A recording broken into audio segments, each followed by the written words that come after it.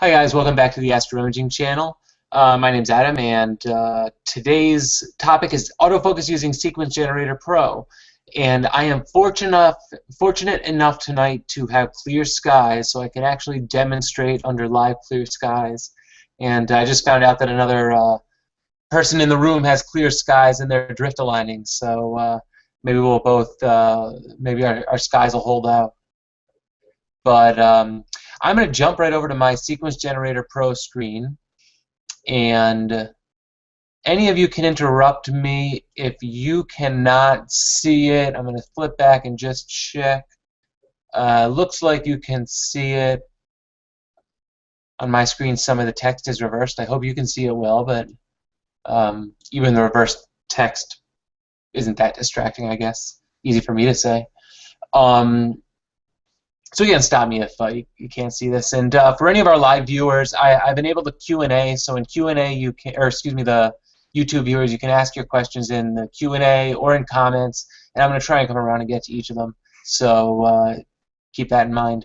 Those in the room, you can use chat if you want to chat amongst yourselves, or just interrupt me if you have a question. So basically, why autofocus? And autofocus isn't just for convenience, which convenient it is. Specifically when you have a CCD camera, it's extremely convenient when you're flipping between filters and those filters have specific offsets, or in other words, they aren't perfectly parafocal. You can buy what they call parafocal filters, but even those filters are only parafocal to a specific f ratio. Slower telescopes, you're pretty much fine. My SCT, for the most part, and I'll get into this, is with my beta filters, is pretty much parafocal right across all of my filters. Faster telescopes tend to break that rule. My SCT is a bit slower, so I kind of have that going for me. If in one way a slow telescope is a better thing. So with the CCD, as you flip between those filters, you have to adjust it a little bit. And if you're using your hand in the focus knob and a button knob mask between every exposure, every filter change, well, that's adding up to a lot of time. Convenience and time saved, it just is amazing. If it was just convenience, though, I wouldn't have such a strong argument. But motorized focusers and the autofocus routines actually do keep you in better focus across your entire imaging run, and for that reason, you're actually getting better images. Remember, if you're out of focus, you're blurring your target. So that in and of itself is the best reason in my mind, despite how convenient they are. There are two basic things you have to know when you buy an autofocuser as you're setting it up, what you kind of have to understand if you want to get it perfectly set up. And that's basically, you have to understand the concept of the critical focus zone, which in few words is your depth of focus. And what I mean by that is it's the distance that the focuser travels while still appearing to have perfect focus. You can turn your focuser knob a bit in one way or another and not necessarily put yourself out of focus because you're just dancing within what you're seeing maximum is allowing you. And at the same time,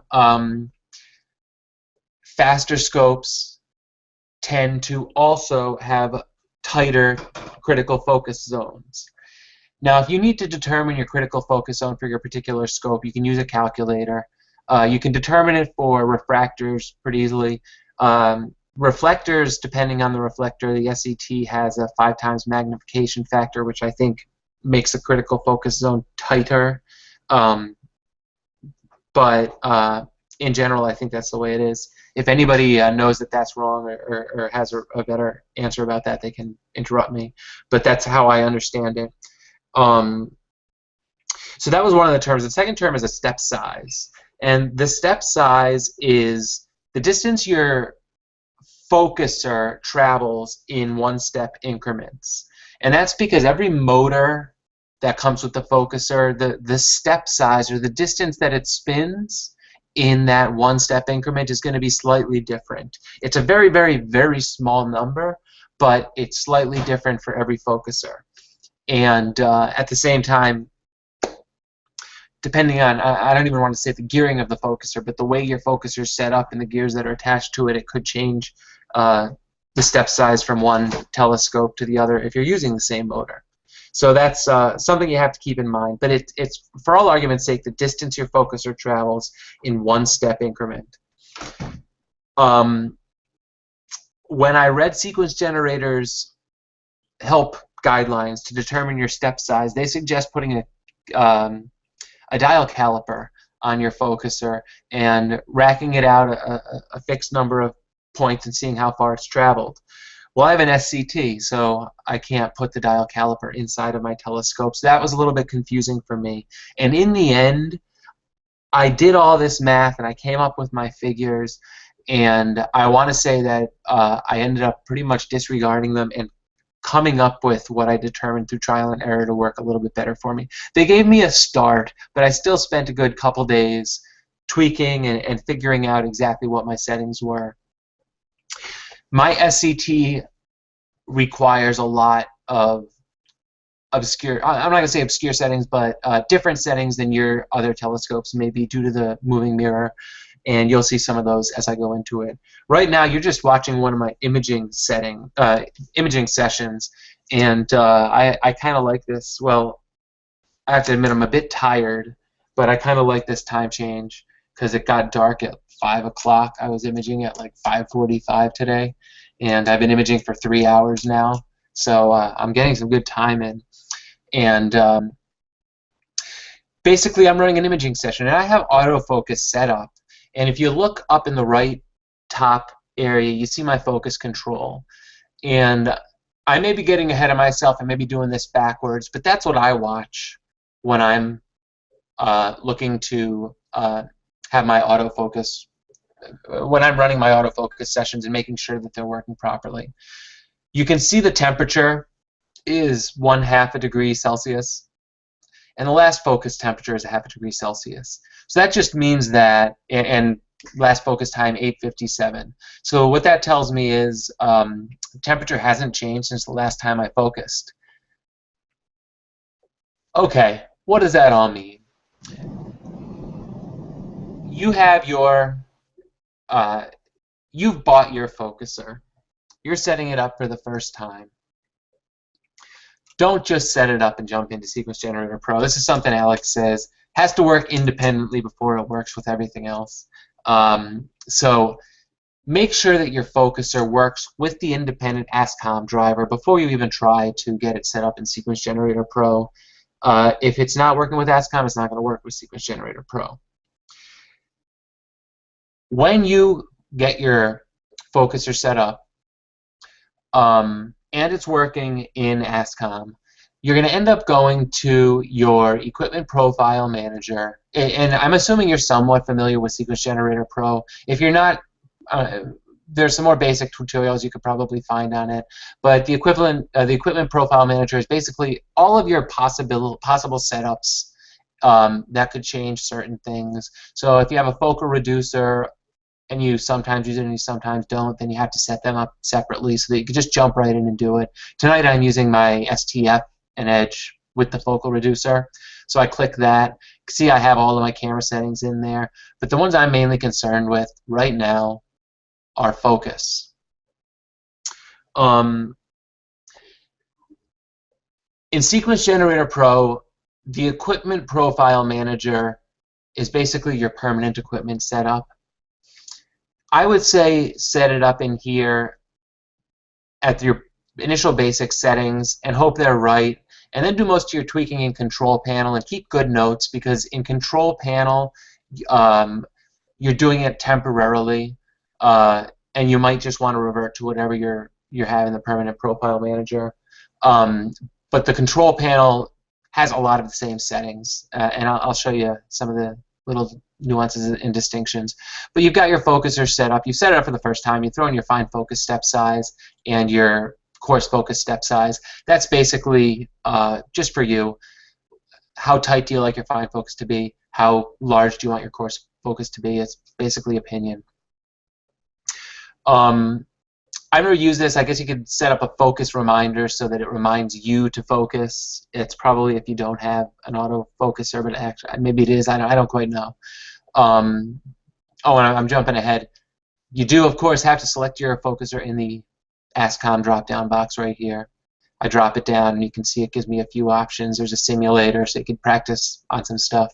But select it there, and this is this use autofocus right here is pretty much your box. You're going to check use autofocus, and you're going to jump in, and the settings are pretty much all in here.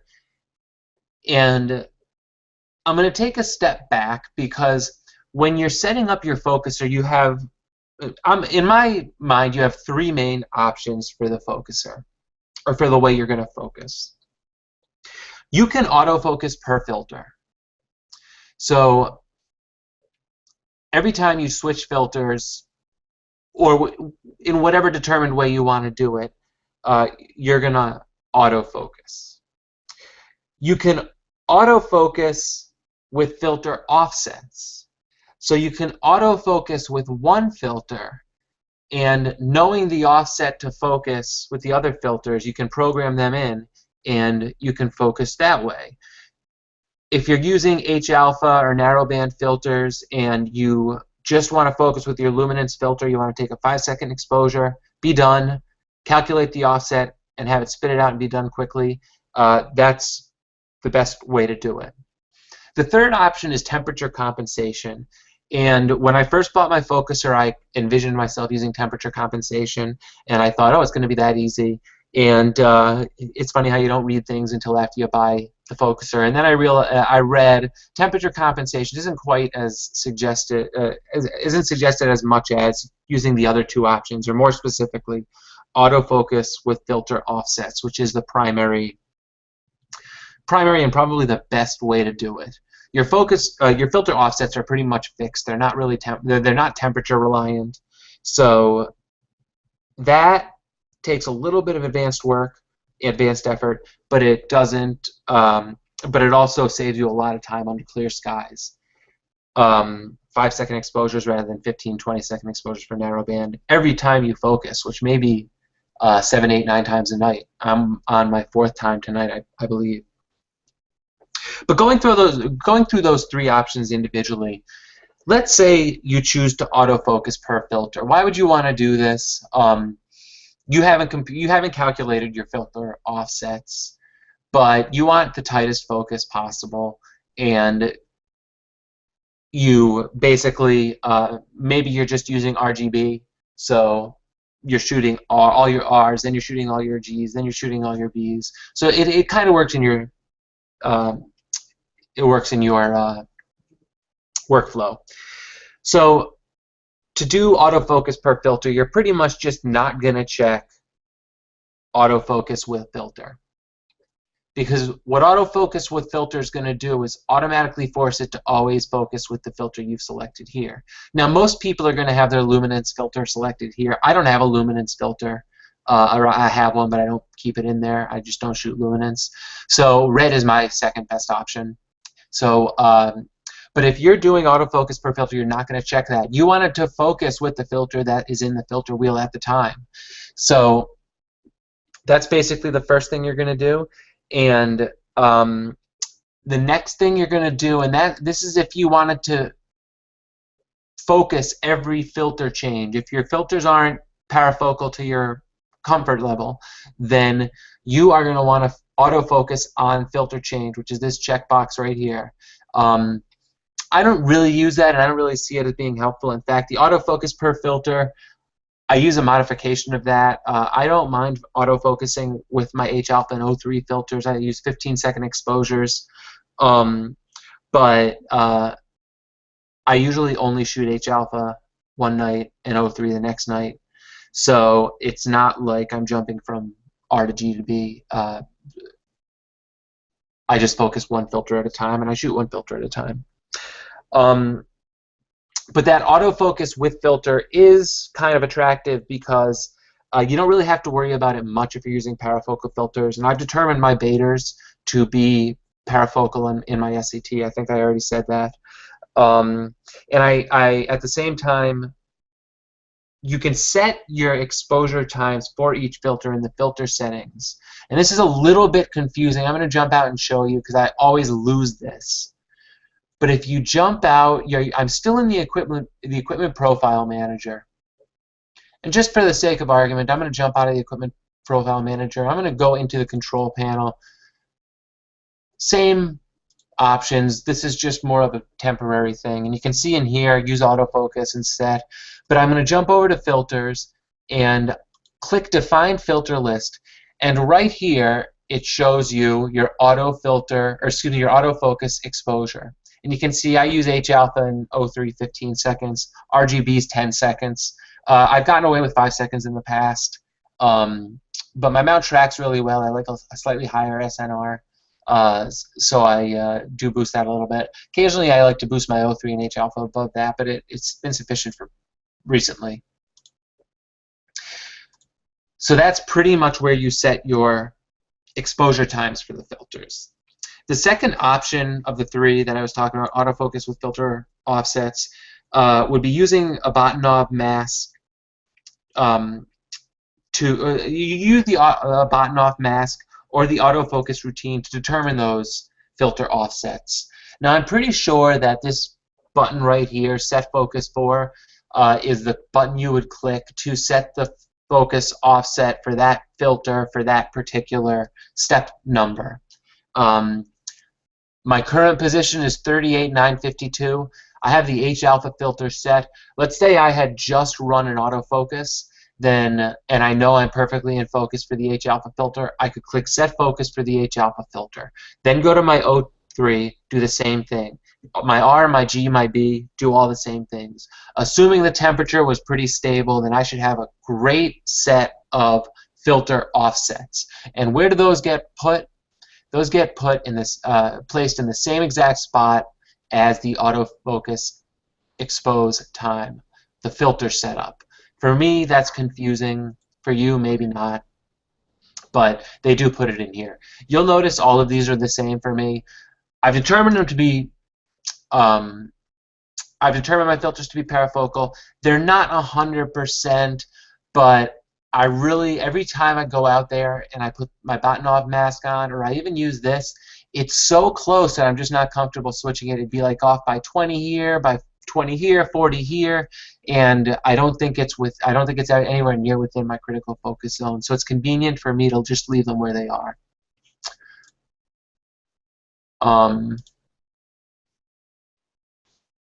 So, like I was saying, this is only if you're autofocusing with the filter offsets. You set your filter offsets in there, and then you click in autofocus settings, autofocus with filter, and either your red or your luminance.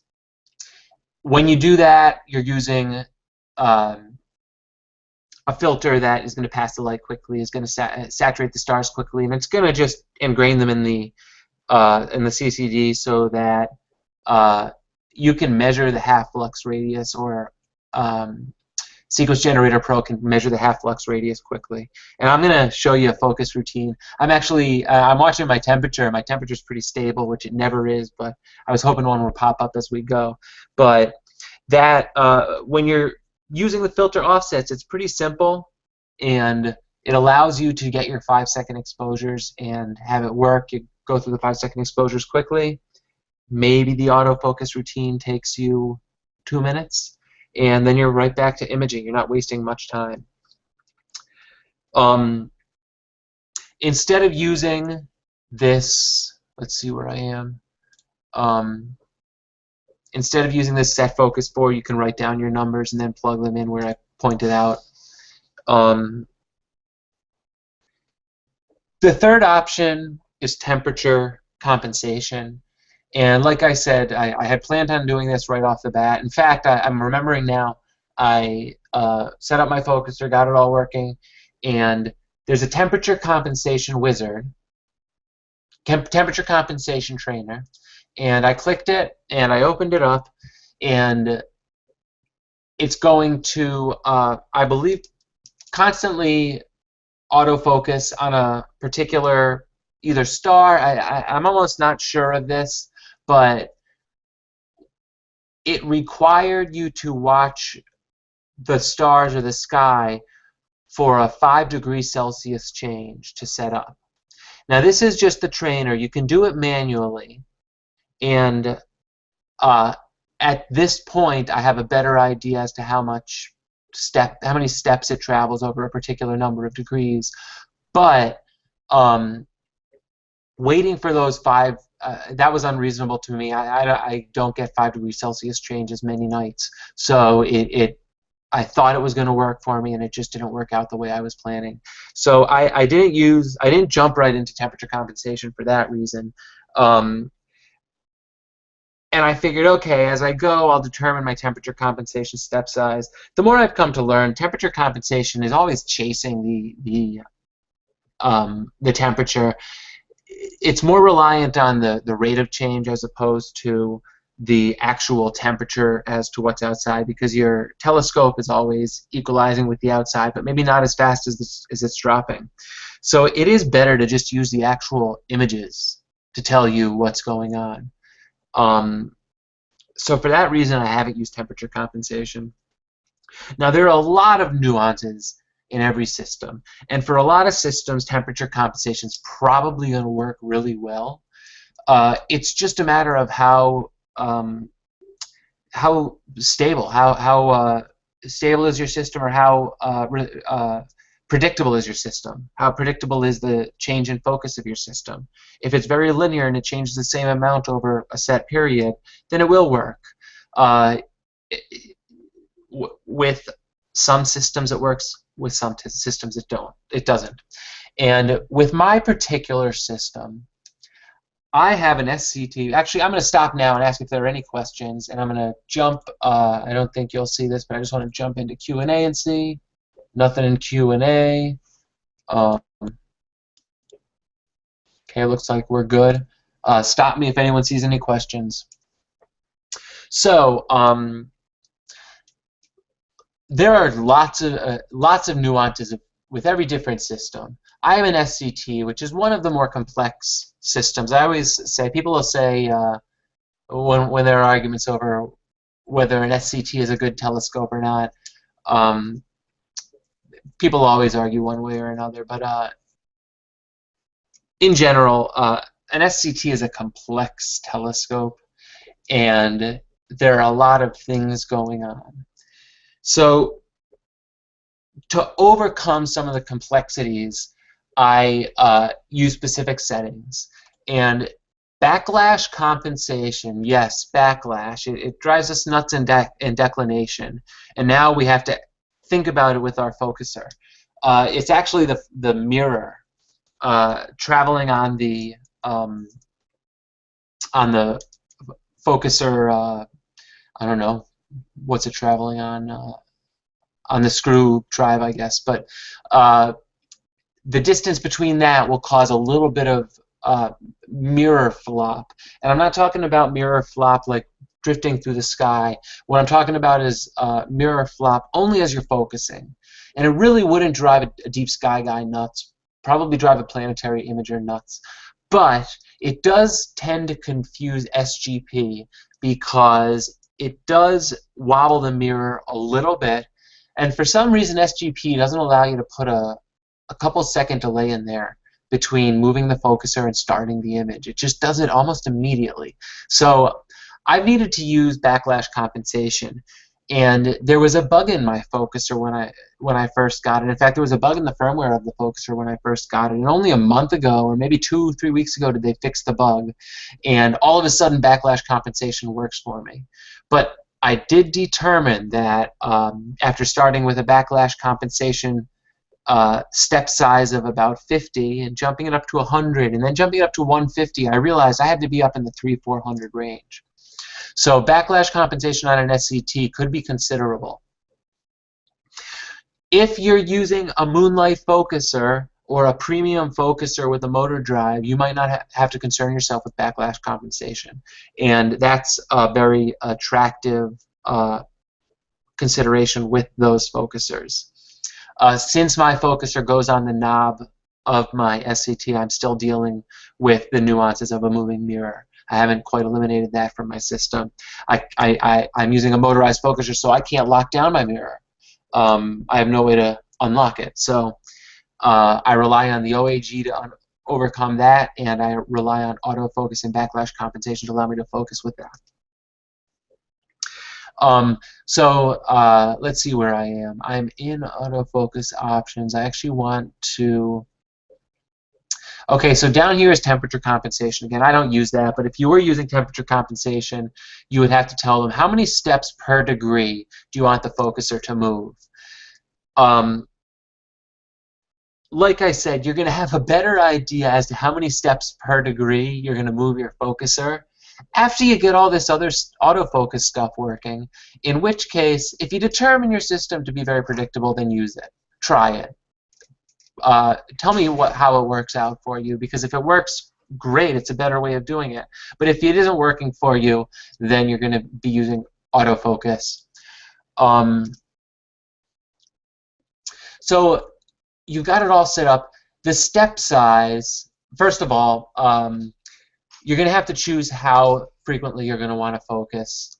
That's going to be determined by your critical focus zone and how much it changes, how much thermal expansion your telescope has. And you're going to really learn that as you go. And that's why it's hard to get it figured out in one session. There are baselines, but it's hard to get it figured out in one session. In your first session, you're going to want to start with your autofocus data points up above 5. I'd say 9 to start out. The step size is going to be probably the primary figure that you're going to be changing. This is completely dependent on your system. I can't tell you what step size to use. I actually asked another Cloudy Nights member if I could have a copy of all of his settings, because he has a Moonlight focuser with, I believe, the Moonlight motor on it, the Moonlight stepper motor on it. This is Mad Ratter. Thank you for providing us with your settings. And I just wanted to see what his step size was, because he has an 8-inch RC. I believe an RC has a 5 times magnification factor on the mirror. I think it's similar to an SCT. And I would expect, even though our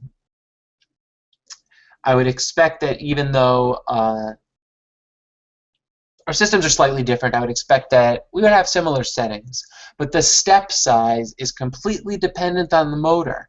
So I look at his step size, Moonlight focuser on an 8-inch RC, his step size is 29. My step size is 100. Your step size really could be all over the place. If you go on to Sequence Generator Pro and you go to one of the autofocus things, you can ask people, is anyone using this particular focuser with this? Go on Cloudy Nights as well. Is anyone using this particular focuser with this particular optical tube? What step size are you using? And that'll go a long way to get you closer. Some things might change it a little bit, but in general, that's going to get you pretty close, and you're gonna tweak it. After you get yourself well set up, you can lower your data points. I do 5 because I know my step size is barely going to move over 1 degree change. It's going to change almost I don't mean 1 step, almost 100 steps, a little bit less than 100 steps over a 1 degree change, maybe 60 steps over a 1 degree change. But that's basically the primary place you're going to be looking. You can use trial and error and boost it. Go crazy with it. Figure out what it is. The other thing you can use is the nebula rejection. Now, as you're running your autofocus, you're gonna see all these circles on your image, and I am going to right now show you exactly what I mean with that. Oh wow, what a coincidence. I'm just downloading my image. And let's see if I can get out there and quickly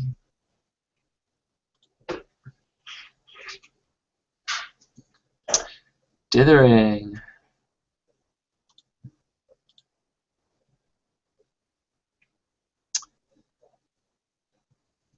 Okay. And I'm going to turn my auto guiding off. Previously, before my backlash compensation, I would actually auto guide while I was exposing my autofocus frames. And then I would settle my auto guider after those autofocus frames. That added a lot of time, but it helped stabilize the mirror. Now that I've got backlash compensation figured out, I don't need to do that.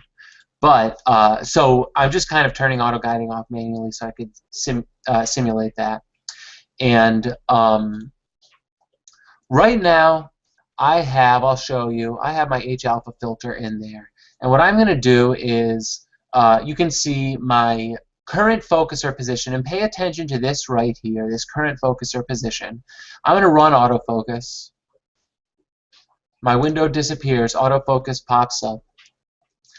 Moving focuser to the next position, taking autofocus exposure. You'll remember that I had 15-second exposures set for my H-alpha and O3 filters in the filter area of the control panel. I said it was confusing that it was in there. Well, that's where it populates that number from. Remember, narrowband filters. Now notice, I'm going to slide this box over. Notice all those yellow boxes, all those yellow circles. Let's just pick this one right here, HFR 177. This one right here. I hope you can see my mouse pointer. We're just staring at this one right here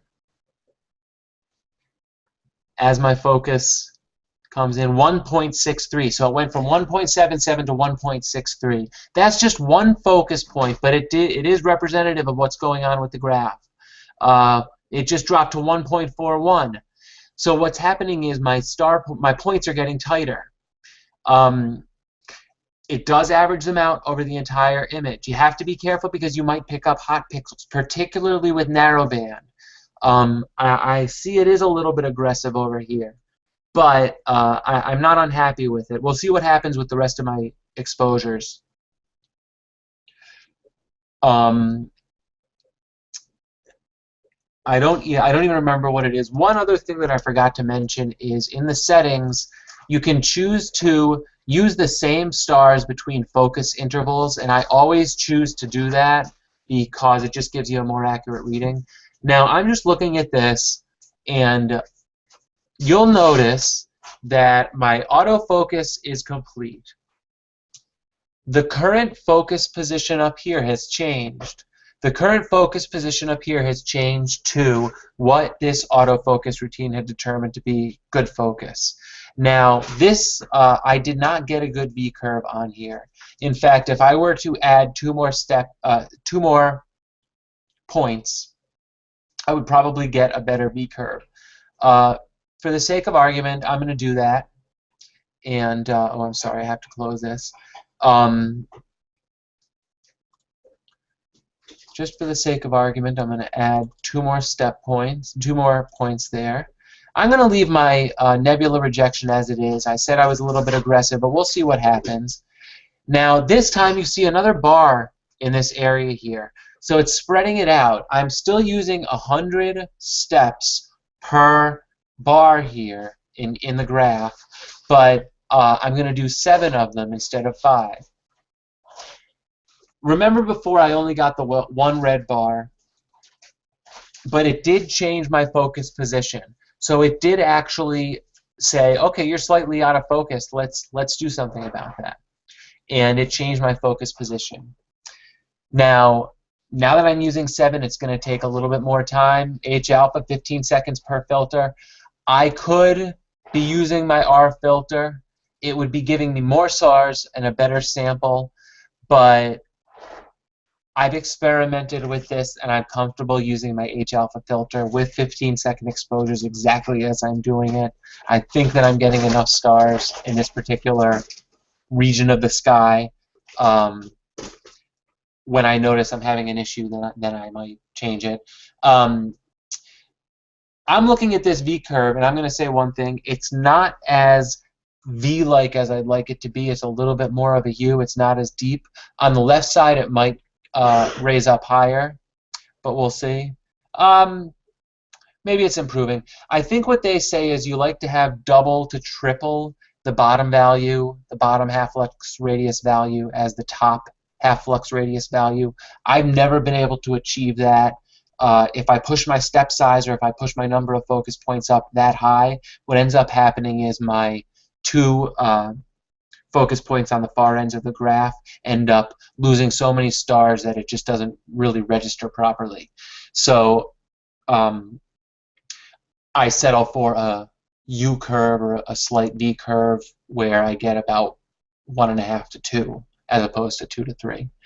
And I recently learned that the X's it actually ignores, those red X's on the bottom, it actually ignores when it's making your focus points because they're too tight and too close to focus, so it reads all the rest of it and kind of interpolates from there. I should also add that there is a new version of Sequence Generator Pro coming out, and it has an improved autofocus routine. I'm waiting to see exactly how improved it is. So I've just run the autofocus twice. I didn't get the green bars that I'd like. I might have to push my step size up a little bit, but I'm not touching that setting. I'm happy with it. I get good focus. I'm afraid to touch it because I do get good focus as it stands. Adam, yes, go ahead. what's your critical focus zone? How many steps? I think I calculated and I completely forgot it, and I wanted to say it was right around 100. I use a step size of 100, so I'm going to say it was right around there. It might have been slightly less than that, and I pushed it up to 100. Okay, well that means that now you're at 958. Before you were at 003, and you started at before you did anything at what is it 08 or 985 or something like that. Yes. All three of those are within the CFC. Yes, and I was just gonna point that out. Okay, well then I'll mute myself again. No problem. But I'm glad you noticed that because I was just gonna point that out. It was 003, wasn't it? 39003 and then 38958. So I ran autofocus twice, and both times it put me within roughly 50 steps of each other. If I were to run it 10 times, and every time it would put me within 50 steps of itself, then it would imply that my critical focus zone is slightly tighter than that. There are also two critical focus zones. There's the typical critical focus zone, and then there's what they call the new critical focus zone, which I think just based off smaller pixels and just kind of a more critical look at everything, they determine the critical focus zone to be tighter than we've actually determined it to be. But being within 50, I'm happy to see that. I know that I'm in focus.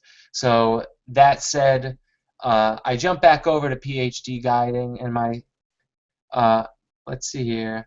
I'm paused, but my star still seems to be in the same place. Just wanted to test that out. It's a little bit odd. Okay, so one of the cool things about this is if this has gone bad, if your graph has gone bad and you don't want to use that graph, you can run it again.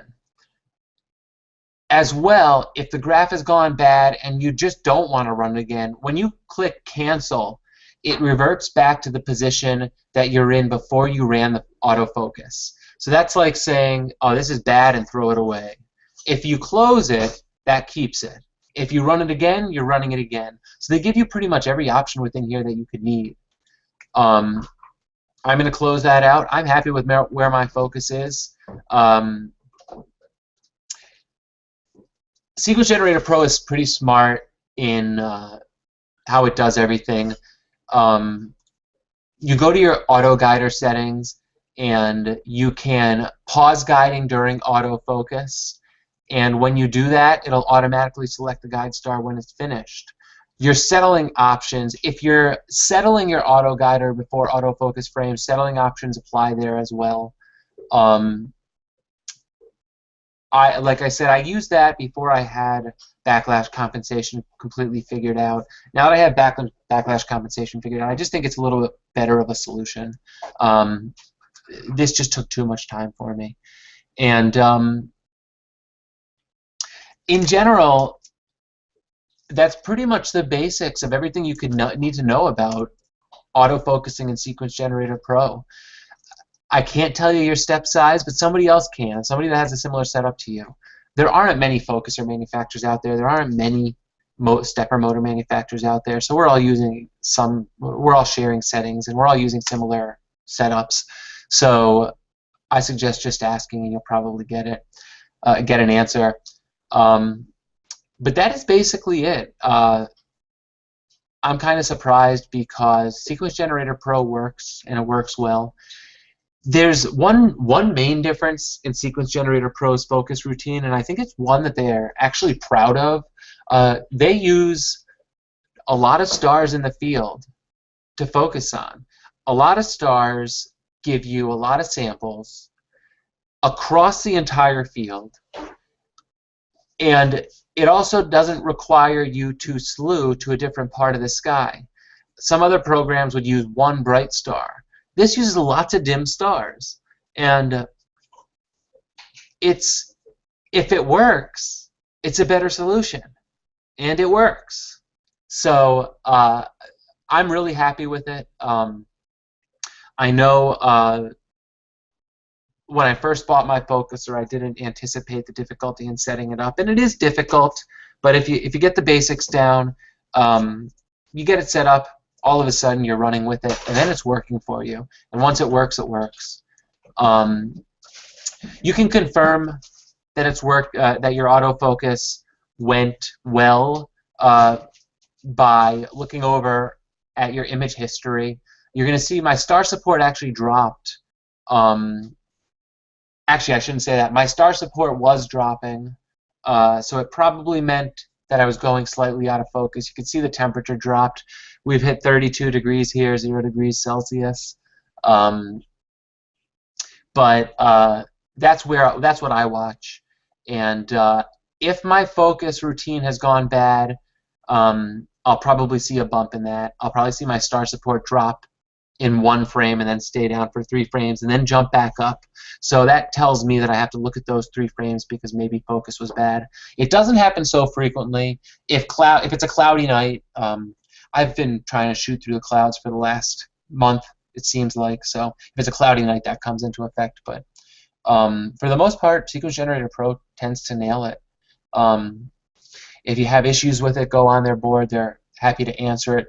They helped me and a few other people sort out a focuser issue that wasn't their issue. It was a bug with our ASCOM driver for our focuser, and they helped everyone get it sorted out, and the developer of the driver sorted it out as soon as it was discovered within a few days, and I've been happily using it ever since. I wish it hadn't taken that long to get it sorted out, but nobody could figure out where it was coming from. So that's pretty much it. I don't know if anyone has any specific questions. Feel free to ask away. I'm just gonna. What does your first focus of the evening look like? What's your procedure for your first focus of the evening? My first focus of the evening. If I know that I am way out of focus, and I probably should have mentioned this, Sequence Generator Pro doesn't handle being way out of focus. If I know that I'm way out of focus, I have to use a bot knob mask to start out. You have to be pretty close to focus for Sequence Generator Pro to be able to recognize the stars and measure the half-flux diameter. Excuse me, half-flux radius. So I do start off with a bot knob mask. If I was imaging last night and the temperature's the same, then I don't bother. I might run autofocus twice if I think it's going over 5 to 7 steps. From what I understand, the new version of Sequence Generator Pro, if it determines a downward trend on any edge of the graph, it's going to continue. It's going to continue autofocus. So that's. Is that instituted already? I mean, if I've got the most recent download. No, it's a version that's in final beta testing right now, and I believe it's coming very soon.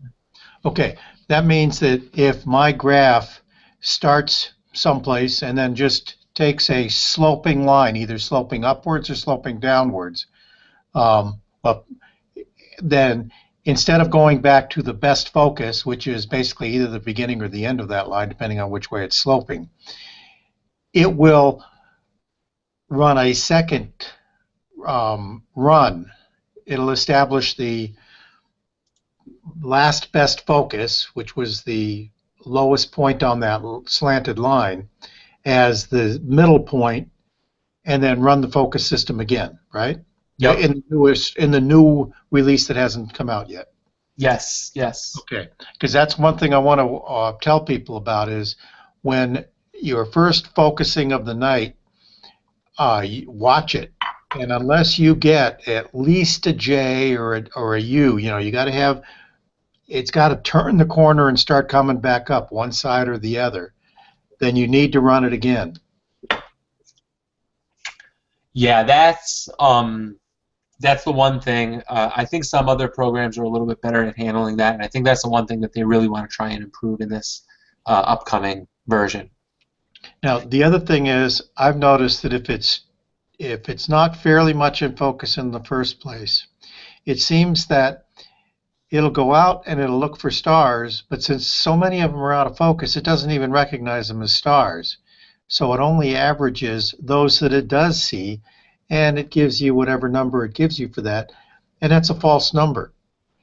And then the next reading, it sees more stars, but they're not in focus yet. So you actually have worse focus statistics on that second exposure, even though you're coming into focus. Yes, and that's why I haven't been able to achieve that 2 to 3 times my half-lux radius from the bottom to the top. Because when my stars get out of focus enough, it's not picking them up. It's rejecting them. And no matter what I do with nebula rejection, it's rejecting the stars that have just come out of focus enough, and it's only picking the brighter stars, and occasionally those brighter stars appear to it to improve my focus, even though it's clearly not. And it gives me kind of like just a double hump, and it's just not as effective for me.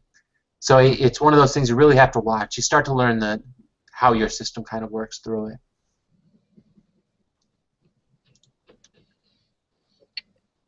I don't see any questions in the Q&A. I want to try and drop out to the Google Plus page and just see if anything came in there.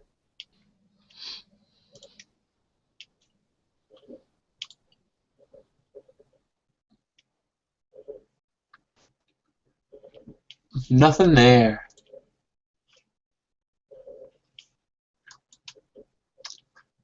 So I'm going to come back in. Yeah, so I see we do have 5 live viewers, so I just want to remind you guys that you can comment in the Q&A. I think you should be able to see it. Ask any questions, have any comments, you're welcome to share them. I was kind of surprised this worked out. I was able to show you guys how to focus from my kitchen, from my warm room here. But this is exactly what this format's intended to do. I mean, I showed you a live focus routine and walked you through Sequence Generator Pro while I was imaging. So kind of a proof of concept here. When you were focusing that first focusing run, and you got a lazy L, where you know kind of a slanted down, then hit one, and then just came back up one. Would you accept that as a good focus?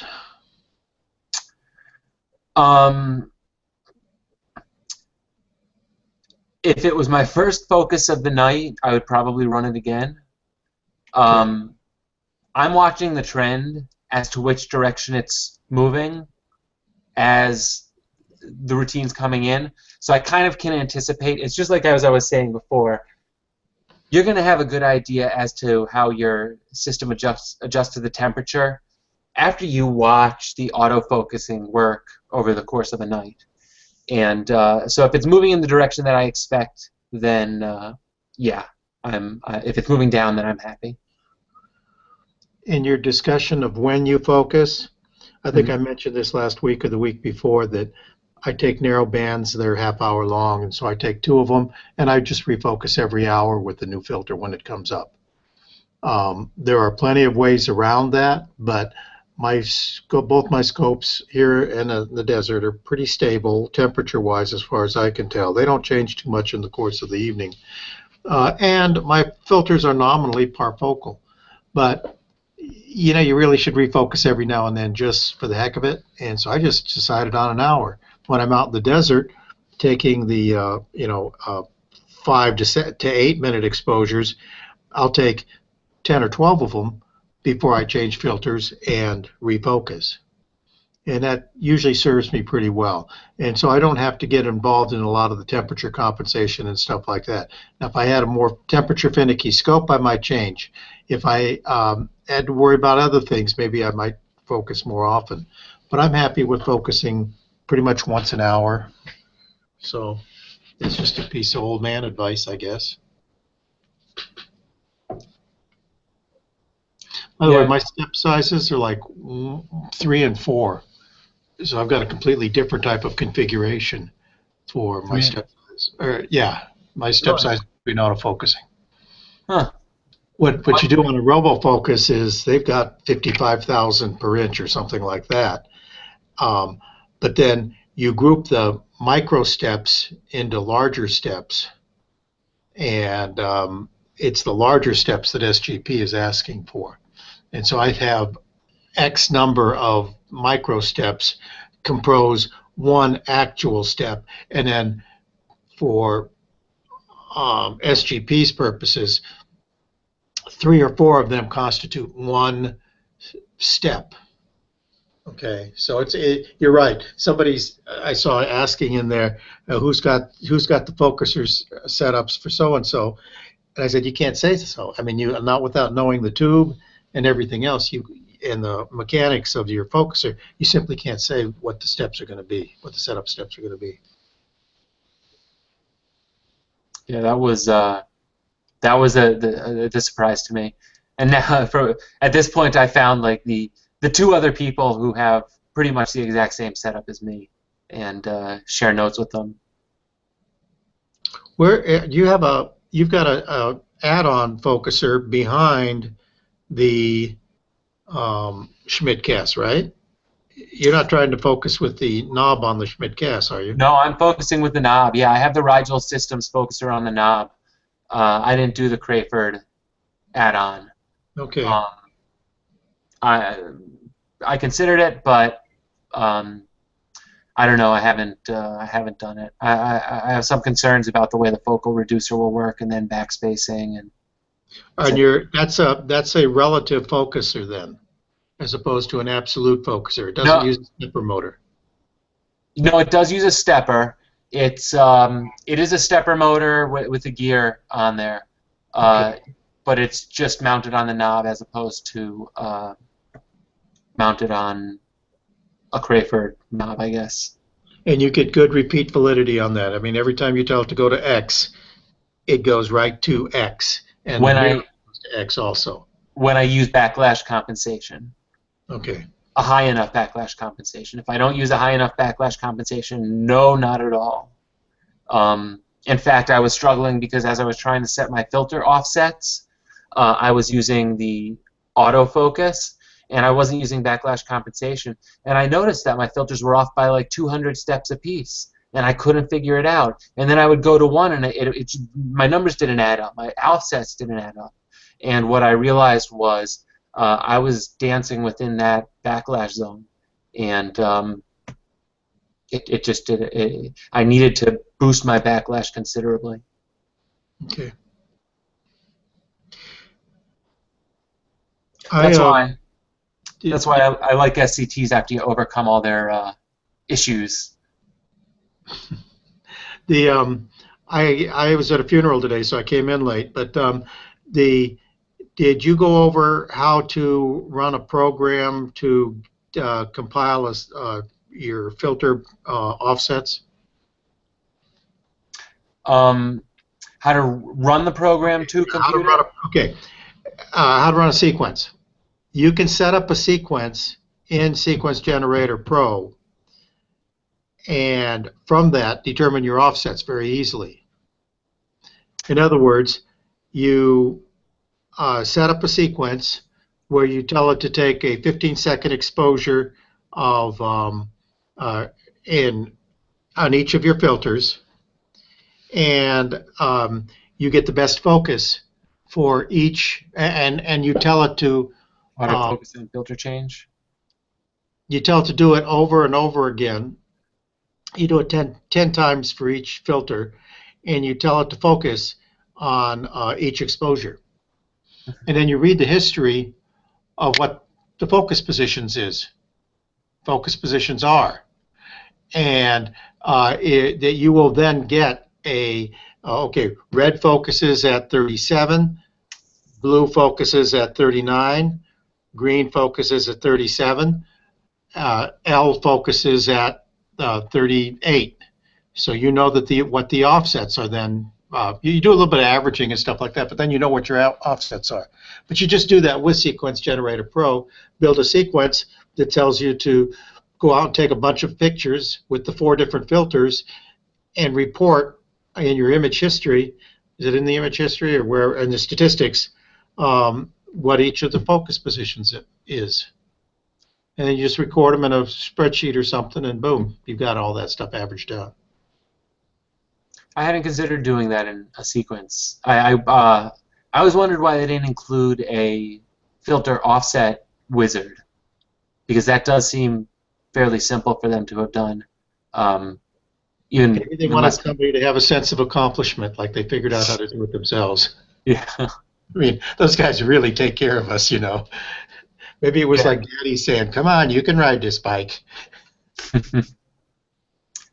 I don't know. They seem to be happy to make my life a lot easier. Yeah. It's kind of insane how easy this program makes everything, and for $99 or $140. The new version, by the way, is going to have something like PhD emailer with a little bit more capabilities. I think you can actually monitor your session from a smartphone with a little bit more details. So that sounds kind of attractive. I don't know. I want to give. I love the program so much. I just want to give these guys my money. It was a big hit last week at Nightfall. Remember the presentation that I gave a couple of weeks back, 3 weeks back?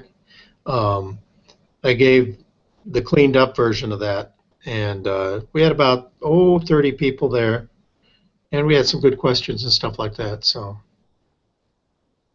it was nice.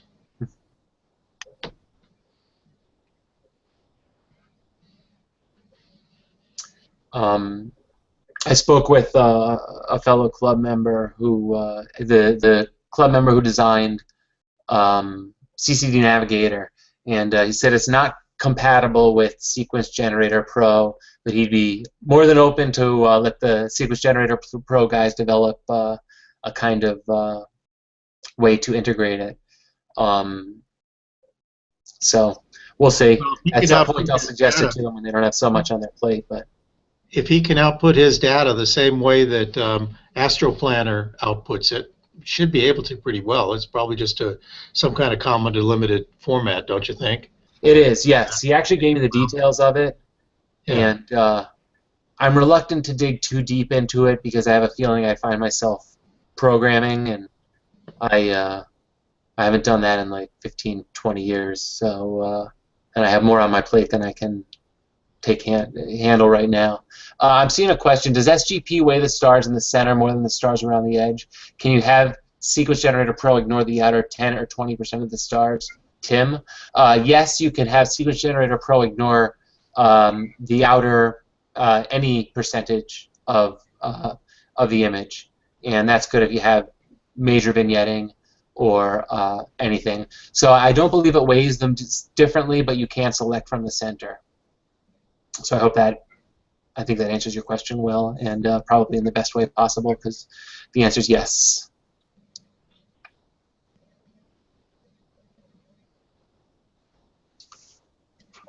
I don't know if there are any other questions. I have some unrelated to focusing, if we're finished with focusing. Yep. Okay, so at the funeral today, one of my buddies said that he really likes his data, but everything's coming out green. And I was at a little loss to explain that. And I was hoping maybe somebody out of the people listening here might have an idea where I can tell him to go.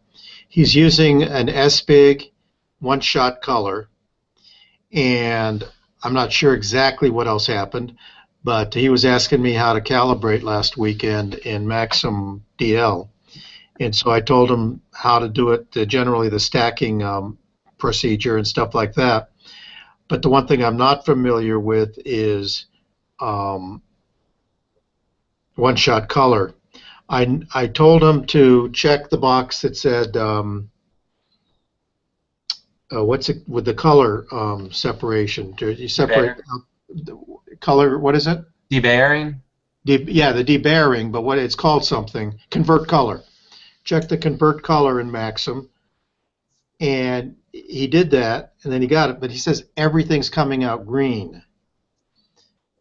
Does anybody have any idea what might be happening there? I've got some ideas myself, but hopefully we've got a bunch of astro imagers out there, one of whom has seen this and knows which button has not been pushed.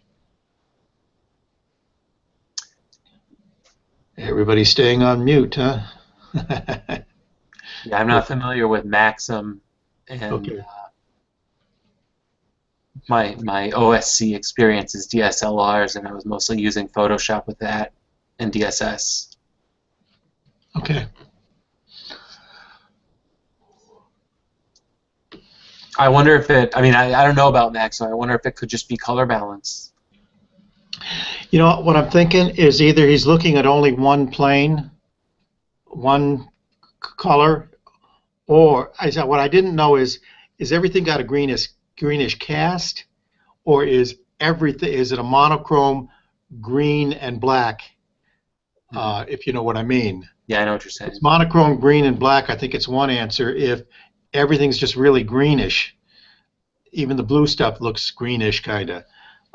But then I think he's just got the wrong color attached to the wrong, or the bad debayer grid. Maybe SBIG uses a different debayering grid. Instead of RGGB, they use RBG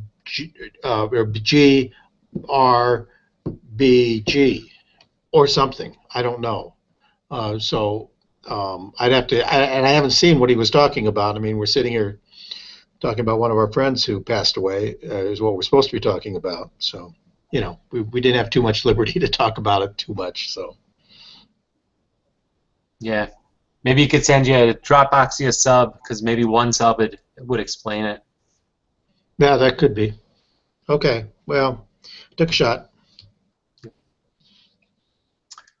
All right, so anyone have anything unrelated to focus they wanted to bring up? I know one of these days we're going to get Josh back in to go a little bit more in depth with the tone mapping and reintroducing stars into it, and I think just based off the images he's been putting up, I think he's getting a lot better at it. He's been putting up some great images recently. I think he's happy he got that CCD. And surprised he's been putting up great images recently, because I haven't had a clear night, and today's my first clear night in a while. I had one last week, and it was okay. Kind of a awful seeing, but it worked out okay. Got an image out of it. I just got one thing I wanted to ask. On the manufacturing end, what, like I've got the JMI Smart Focus. I'm just wondering what other people are using. I'm using the Rigel Systems Focuser, which I like it. It's a very small package, but it's also one of the bargain priced for a stepper focuser. So it doesn't have like a metal casing, a metal housing. It's in a rubber encased small USB dongle type thing. I don't know if I know RoboFocus is a really nice package. I know the Moonlight is a nice solid package. I know even the I forget what Feather Touch's motorized focuser is called, the new one, but really awesome package. The Rigel is just kind of the basics of getting an automated focuser. So that's what I'm using on my SCT. And for my refractor, if I need to, I'm probably going to do the Moonlight motorized. Yeah, I'm having a lot of fun getting that all figured out, trying to set it up in a different configuration using O-ring, and that's not quite working out. So I got figured to do a direct connect to the knobs themselves. Mhm. And then now that I've got my 8RC, I've got to switch it over to that, going from the 80ED to the 8RC. So I got pretty much the same type of focuser. In fact, it is about the same type of focuser. It's just I got to switch it over now. Have you tried taking the knobs off and finding out what's underneath them? Are they attached to a shaft? Yeah, and it's a pretty thin shaft too. Okay.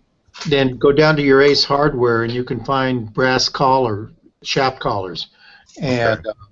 you just put them on a drill press and drill them, and you can put a set screw on it, and the output of your focuser, same thing. You just put you just tap and drill tap, and you can have a direct connect then between your focusing motor and your focusing. Just get rid of the handle completely. Mm-hmm.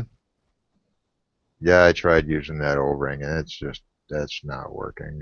Yeah. Too much of a tendency to slip, and it's just not being recognized in the software. So I'm having a lot of fun with that. Well, those are two different problems, you know. Mm-hmm. I mean, the mechanical connection has to be there, but the computer junk also has to be there, and they're completely different problems. Right. I had it working a little bit, then all of a sudden it started slipping, and then it quit, and it wasn't recording it. The steps weren't being recorded. The numbers weren't changing, but yeah, I'll do that. Run up to Ace. We've got one right here in town. I could probably get one there. Yeah, always go to Ace or one of those when you need parts. They've got more parts in those big old drawers.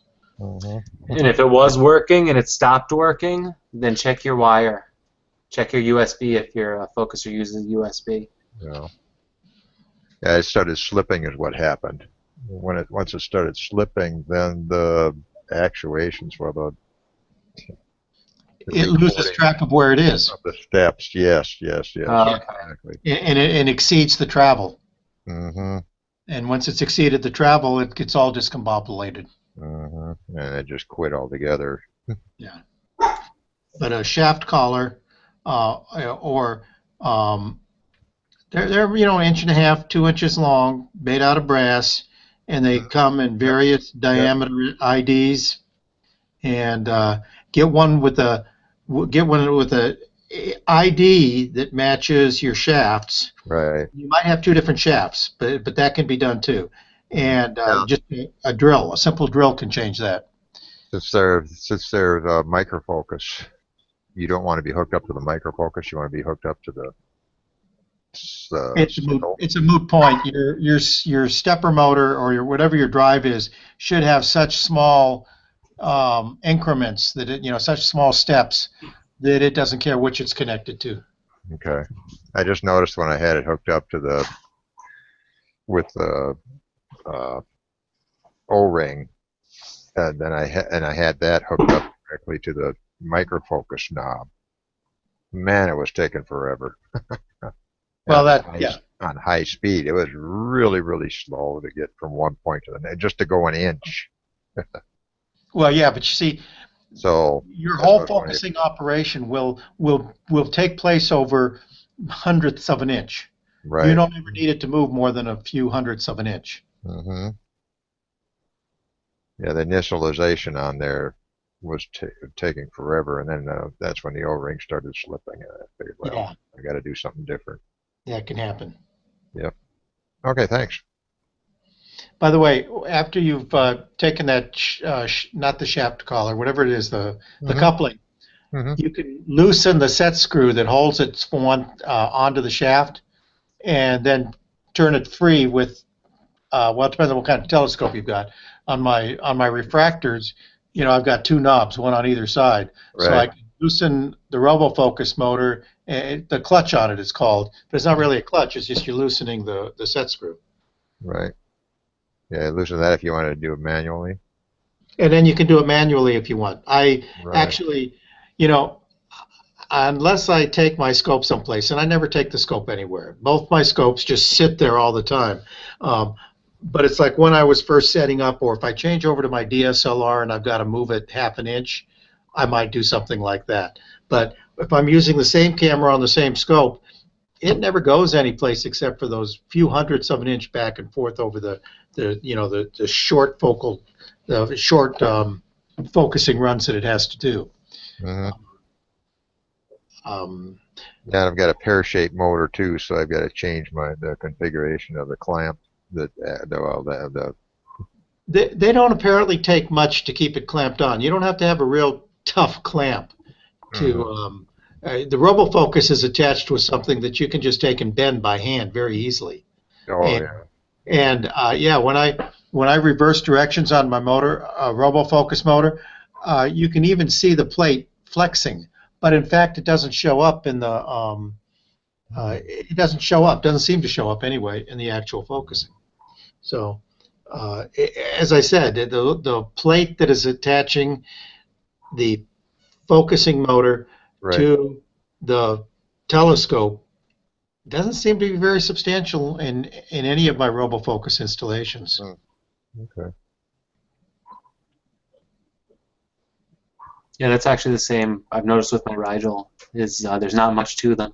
It's just a motor hanging off it. So I've got to Yours, change my yours is slip fit, isn't it? It's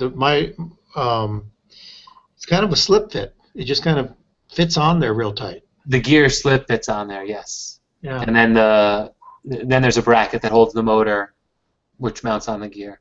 One of the nice things about the Rigel is just two little screws, two little thumb screws, and it's disengaged from the focus knob. So if you do visual, I know some people like motorized focusers when they're doing visual. That would drive me nuts. I have to just use the knob. It's so much easier to just use a focus knob, go in and out of focus. So if you have to disengage it quickly, you could do that. I actually did that when I was collimating. Disengaged it. It helped me collimate a lot quicker than if I was using the motorized focuser. I've got the motorized focuser from the JMI for my 8SE, and you cannot take that thing off. You cannot control it manually. It's on there. Yeah. Because you pull a couple of screws off to attach it to begin with. So and just slides over the knob, Mhm. friction fit, but you can't do manual afterwards. Yeah.